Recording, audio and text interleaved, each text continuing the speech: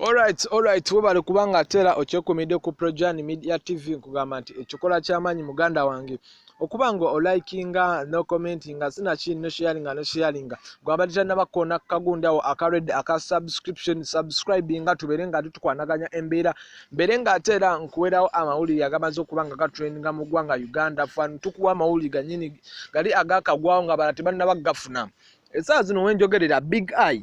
mukyala amanyidwa nga Donzira yasose ex-girlfriend we amanyidwa nga Donzira yasoka namuvumamu kaawo ku byali bya NRM naye atera Big Guy yamaze okubanga ayanukula mwana mwa Donzira. Big Guy yageze ku mukutu gwe ogwa Facebook n'agamba nti nno gwe kikazi gwe kidonzira njagala oyige oku engeri gye bakozesaamu family planning gwe buli kaseera obeera ozaalazaala buli kaseera weefudde ekizibu nga agamba mwana muwala amanyidwa nga Donzira yamogeredde ebigambo bingi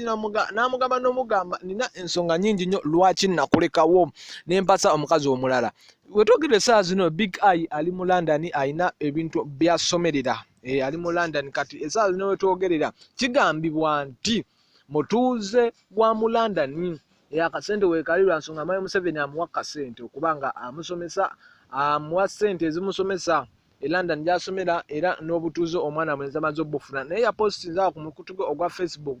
nga kiraganga mwana muwala Donzira gwatabukidde yamuvumya nnyo nga bokiwulira abo bafani ba Facebook in-laws nabo ne batandika okubanga bongerezaako nga bagamba kyekyo